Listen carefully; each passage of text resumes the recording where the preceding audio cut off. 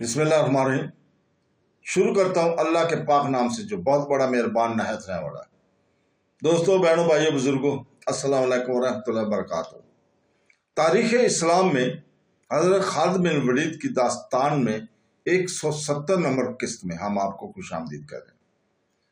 تو دوستو، ایک روایت یہ ہے کہ حضرت ابوبکر صدیق رضی اللہ تعالیٰ نے اپنی وفات سے پہلے علاج کروایا ہی نہیں تھا۔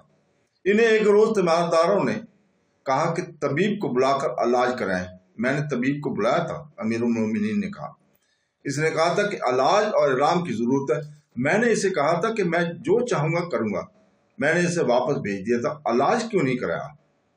امیر المومنین، آخری منزل پر آن پہنچا ہوں۔ میرے رفیق کو خلیفۃ المسلمین حضرت ابوبکر صدیق رضی اللہ تعالیٰ نے جواب دیا، اللہ نے جو کام میرے سپرد کیے تھے وہ اگر سب کے سب پورے نہیں ہوئے تو میرے لیے اطمینان کیا کام ہے کہ میں نے کوتاہی نہیں کی۔ میں اللہ کے محبوب کے پاس جا رہا ہوں۔ تاریخ گواہ ہے کہ خلیفۃ المسلمین حضرت ابوبکر صدیق نے اپنے 2 سال 3 ماہ کے دور خلافت میں معجزہ نما کام کیے تھے۔ رسول پاک صلی اللہ علیہ وسلم کی وفات کے فوراً بعد ارتداد کا جو فتنہ تمام تر سر زمین عرب میں پھیل گیا تھا، وہ ایک خانہ جنگی کی طاقت تھی جسے ختم کرنے کے لیے اس سے زیادہ جنگی طاقت کی ضرورت تھی۔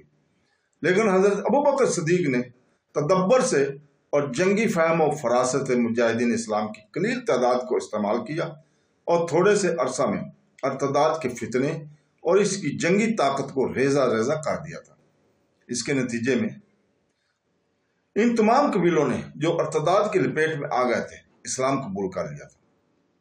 ابوبکر صدیق رضی اللہ تعالیٰ نے آنے والے مسلمان حکمرانوں، عمرا اور وزراء کے لیے یہ سبق پھر سے میں چھوڑا کہ ان میں بے لوث جذبہ ہو، اقتدار کی ہوس اور کوئی ذاتی مفاد نہ ہو تو پوری قوم مجاہدین کا لشکر بن جاتی ہے، اور قوم کی تعداد کتنی ہی کم کیوں نہ ہو، وہ کفر کی چٹانوں کے دل چاک کر دیا کرتی ہے۔ یہ سربراہ سلطنت پر منحصر ہے کہ قوم فتح کامرانی کی رفتوں تک جاتی ہے یا ذلت اور رسوائی کے اندھیری کھائیوں میں۔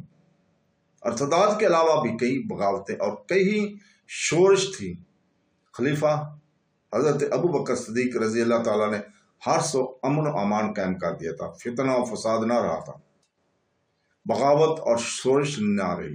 تو ابوبکر صدیق نے انتہائی جرأت مندانہ فیصلہ کیا۔ انہوں نے مسلمانوں کو فارس جیسی شہنشاہی کے خلاف اور پھر اسی جیسی دوسری بڑی جنگی طاقت کے خلاف بھیج دیا۔ مجاہدین نے کسرا کی طاقت کو کچل کر اس کے بے شمار علاقے کو اسلامی سلطنت میں شامل کر لیا۔ پھر قیصر روم کی فوج پر دہشت بن کر چھا گیا اور اس کے کئی علاقے اسلامی سلطنت میں آگے۔ کیسرا بھی اور قیصر بھی اپنے آپ کو ناقابل تسخیر سمجھتے تھے۔ مسلمانوں نے خلیفہ اول کے احکام کی پیروی کرتے ہوئے ان دونوں دشمنان اسلام کا گھمنڈ توڑ دیا تھا اور اسلامی فوج کو ایک طاقت بنا دیا۔ انہی جنگوں میں مجاہدین کو فوج کی صورت میں منظم کیا گیا تھا۔ حضرت ابوبکر صدیق رضی اللہ تعالیٰ کی سب سے بڑی کامیابی یہ تھی کہ اسلام ایک مذہب کی صورت میں ہی عرب سے عراق اور شام میں نہ پھیلا بلکہ اس سے اسلامی تمدن اور اسلامی تہذیب بھی پھیلی۔ بلکہ یوں کہنا درست ہوگا کہ ایک نئے کلچر نے جنم لیا جسے لوگوں نے اسلامی کہا اور اسے اپنایا۔ اس سے پہلے تو لوگ فارس اور روم کے کلچر کو ہی تہذیب و تمدن سمجھتے تھے اور اسے فوراً قبول کر لیتے تھے۔ خلیفہ اول رضی اللہ تعالیٰ عنہ جسے تھک سے گئے ہوتے اور پوری طرح سے مطمئن تھے کہ وہ خالق حقیقی کے حضور جا رہے ہیں اور سرخرو جا رہے ہیں۔ اس دور کی تحریروں سے اور مورخین کی تحقیقات سے پتہ چلتا ہے کہ ابوبکر صدیق کو ایک مسئلہ درپیش کر رہا تھا۔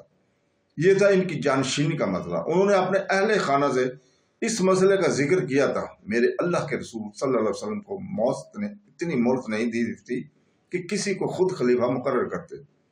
حضرت ابوبکر صدیق رضی اللہ تعالیٰ نے کہا تھا کہ اور سقیفہ بن سعدہ میں مہاجرین اور انصار کے درمیان اختلاف اور فتنہ و فساد برپا ہو گیا تھا۔ یہ تو اللہ تعالیٰ کو منظور نہ تھا کہ اس کے رسول صلی اللہ علیہ وسلم کی امت، جس کی تعداد ابھی بہت تھوڑی ہے، آپس میں لڑ کر ختم ہو جائے۔ اللہ تعالیٰ نے امت کا اتحاد میرے ہاتھ پر قائم رکھا۔ خدا کی قسم، میں رسول پاک صلی اللہ علیہ وسلم کی امت کو इस फसाद में नहीं डालकर मरूंगा। मेरे बाद खलीफा कौन है? मैं खुद खलीफा मुकर्रर करके जान अल्लाह के ताला के सुपुर्द करूंगा। अजीम थे खलीफा अव्वल कि उन्होंने ये बात सोच ली थी। इस दौर के थोड़ा अरसा बाद वका नगार और मुबस्सर लिखते हैं कि खलीफा अव्वल ने सोच लिया था कि कबीलों और तबकों या अफराद में जब इक़्तिदार की होश पैदा हो जाती है तो कौम का इत्तेहाद फटते हुए दामन के मानंद हो जाता है। फौजों की पेशकदमी पसपाई में बदल जाती है। पीछे हटता हुआ दुश्मन आगे बढ़ने लगता है। फिर फौज भी इक़्तिदार की जंग का हथियार बन जाती है और सलात सुल्तानी के ख्वाब देखने लगते हैं। मुसलमानों का वो दौर फतवात से माला माल हो रहा था। दरकशां रवायत जन्म ले रही थी और यही तारीख इस्लाम की बुनियाद बन गई थी। अबू बकर सदीक रज़ी अल्लाह के दौरे दूरबीन निगाहों ने देख लिया था कि कैसरो कसरा जो पसपाई और जवाल के अमल से गुजरे हैं और निस्तो नबूत हो जाने तक पहुंच गए, वो मुसलमानों के नफाक से फायदा उठाएंगे और अनफरियत बनकर इस्लाम को निगल जाएंगे। क्या उमर को लोग कबूल कर लेंगे? अबू बकर सदीक रज़ी अल्लाह ताला ने अपने अहले खाना से कहा शायद ना करें। उमर का मिजाज बहुत सख्त है। अपने अहबाब से मशवरा लेता हूँ। अबू बकर सदीक रज़ी अल्लाह ताला ने अब्दुर्रहमान रज़ी अल्लाह ताला बिन औफ को बुलाया और तन्हाई में बिठाया। इब्ने औफ, अबू बकर सदीक ने कहा, क्या तू मुझे सच्चे दिल से बता सकता है कि उमर बिन खत्ताब कैसा आदमी है? तो इसे कैसा समझता है? खुदा की कसम खलीफा रसूल, अब्दुर्रहमान बिन औफ ने कहा, जो मैं जानता हूँ वो इससे बेहतर नहीं जो तू जानता है। जो कुछ तू जानता है कह दे। अबू बकर सदीक ने कहा, खलीफा रसूल, अब्दुर्रहमान बिन औफ ने कहा, हम में से कोई भी ऐसा नहीं जो उमर बिन खत्ताब से बेहतर हो, लेकिन इसकी तबीयत में जो सख्ती है वो भी हम में से किसी में नहीं है। राय मेरी भी यही है। इब्ने औफ, अबू बकर सदीक ने कहा, तुम सबको उमर की सख्ती इसलिए ज्यादा महसूस होती है कि मेरे मिजाज में बहुत नरमी, क्या ऐसा नहीं होगा कि अपने बाद खिलाफत का बोझ इसके कंधों पर डाल दूं तो इसकी सख्ती कम हो जाए? ऐसे ही होगा। तो तूने देखा कि मैं किसी पर सख्ती करता हूं तो उमर इसके साथ नरमी से पेश आता है, और अगर मैं किसी की गलती या कोताही पर अपना रवैया नरम रखता हूं तो उमर इस पर सख्ती करता है। वो समझता है कि कब सख्ती और कब नरमी की जरूरत है। बेशक ऐसा ही है, अब्दुर्रहमान ने कहा। खलीफा रसूल, बेशक ऐसा ही है। इस बात का ख्याल रखना Abu Muhammad, Abdurrahman bin Auf, Abu Bakr ने कहा, मेरे तेरे दरमियान जो बातें हुई हैं वो किसी तक ना पहुंचे। अब्दुर्रहमान बिन औफ चले गए तो अमीरुल मोमिनीन ने अपने एक और रफीक और मशीर हजरत उस्मान रजी अल्लाह ताला अन्हु बिन अफ़्फ़ान को बुलाया और अबू अब्दुल्ला, अबू बकर ने उस्मान बिन अफ़्फ़ान से कहा, तुझ पर अल्लाह की रहमत हो, क्या तू बता सकता है कि उमर बिन खत्ताब कैसा आदमी है? अमीरुल मोमिनीन उस्मान बिन अफ़्फ़ान ने जवाब दिया, खुदा की कसम, इब्ने खत्ताब को तो मुझसे ज्यादा अच्छी तरह जानता है, फिर तू मुझसे क्यों पूछ रहा है? इसलिए कि मैं अपनी राय रसूल पाक सल्लल्लाहु अलैहि वसल्लम की उम्मत पर नहीं ठोंसना चाहता। अबू बकर ने कहा, मैं तेरी राय जरूर लूंगा अमीरुल मोमिनीन। उस्मान बिन अफ़्फ़ान ने कहा, उमर का बातन इसके जहर से अच्छा है और जो इल्म और दानिश इसके पास है वो हम में से किसी में नहीं। एक और सवाल का जवाब दे दे अबू अब्दुल्ला, अबू बकर सदीक रज़ी अल्लाह ताला ने उस्मान बिन अफ़्फ़ान से कहा, अगर मैं अपने बाद खिलाफत का उमर को सुपुर्द कर जाऊं तो तेरा क्या ख्याल है कि वो तुम सब पर सख्ती करेगा? इब्ने खत्ताब जो कुछ भी करेगा हम इसकी अताअत में फर्क नहीं आने देंगे। उस्मान बिन अफ़्फ़ान ने कहा, हजरत उस्मान बिन रजी अल्लाह ताला अन्हु ने कहा, अबू अब्दुल्ला, अल्लाह तुझ पर रहम व करम करे। अबू बकर सदीक रजी अल्लाह ताला ने कहा, मैंने जो तुझे कहा और तूने जो मुझे कहा ये किसी और के कानों तक ना पहुंचे। अबू बकर सदीक ने कई और सहाबा से उमर के मुतल्लिक राय ली, इनमें मुहाजिरीन भी थे और अंसार भी थे। हजरत अबू बकर सदीक ने हर एक से कहा था कि वो किसी और से इस गुफ्तगू का जिक्र ना करे, लेकिन ये मामला इतना अहम था कि उन्होंने एक दूसरे के साथ बात की।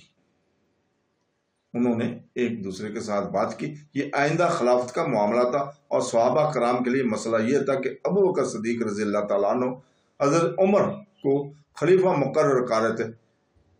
हजरत उमर सख्त तबीयत के मालिक थे और इनके फैसले बड़े सख्त हुआ करते थे। वो बड़ी सख्ती से इन पर अमल कराते भी थे। इन साहब ने एक वफद इस मकसद के लिए बनाया कि हजरत अबू बकर सिद्दीक रज़ी अल्लाह ताला कैल करें कि उमर बिन खत्ताब को खलीफा मुकर्रर ना करें। जब ये वफद खलीफा अव्वल के पास गया तो वो लेटे हुए थे। बुखार ने इन्हें इतना कमजोर कर दिया था कि अपने जोर से उठ भी नहीं सकते थे। अमीरुल मोमिनीन वफद की कैद ने कहा, खुदा की कसम उमर खलीफा नहीं हो सकता। अगर तूने इसको खलीफा मुकर्रर कर दिया तो अल्लाह की बाज पुरस का तेरे पास कोई जवाब ना होगा। उमर तेरी खिलाफत में सब पर रोब और गुस्सा झाड़ता है, वो खुद खलीफा बन गया तो इसका रवैया जालिमों जैसा हो जाएगा। हज़रत अबू बकर सिद्दीक रज़ी अल्लाह ताला को गुस्सा आ गया। उन्होंने उठने की कोशिश की लेकिन उठ ना सके। मुझे बैठाओ, उन्होंने गसीली आवाज में कहा। इन्हें सहारा देकर बैठाया गया। क्या तुम सब मुझे अल्लाह ताला की बाजपुर से और इसके गजब से डराने आए हो? हज़रत अबू बकर सिद्दीक ने गुस्से और नकाहत से कांपती हुई आवाज में कहा, मैं अल्लाह के हजूर जाकर कहूंगा कि मेरे रब, मैंने तेरे बंदों में से बेहतरीन बंदे को खिलाफत की जिम्मेदारी सौंपी है और मैंने जो कहा है वो तमाम लोगों को सुना दो। मैंने उमर बिन खत्ताब को खलीफा मुकर्रर कर दिया है। वो जो सब अबू बकर सिद्दीक रज़ी अल्लाह ताला अन्हु इनके फैसले के खिलाफ कायल करने आए थे खामोश हो गए और शर्मसार भी हुए कि उन्होंने अमीरुल मोमिनीन को बीमारी की हालत में परेशान किया और सब उठकर चले गए। इससे अगले रोज अबू बकर सिद्दीक रज़ी अल्लाह ताला ने उस्मान बिन अफ़्फ़ान को बुलाया। उस्मान खलीफा के कातिब थे। अबू अब्दुल्ला अबू बकर सिद्दीक रज़ी अल्लाह ताला ने उस्मान बिन अफ़्फ़ान से कहा, लिख जो मैं बोलता हूँ। उन्होंने लिखवाया, बिस्मिल्लाहिर्रहमानिर्रहीम। ये वसीयत है जो अबू बकर बिन काफा ने इस वक्त लिखवाया जब वो दुनिया से रुखसत होकर मौत के बाद की जिंदगी में दाखिल हो रहा था। ऐसे वक्त पक्का काफर भी ईमान ले आता है और जिसने कभी सच ना बोला हो वो भी सच बोलने लगता है। मैं अपने बाद उमर बिन खत्ताब को तुम्हारा खलीफा मुकर्रर करता हूँ। तो दोस्तों यहीं पे हम रुकते हैं। कल इंशाअल्लाह ताला इसी जगह से हम शुरू करेंगे। अल्लाह हाफ़िज़।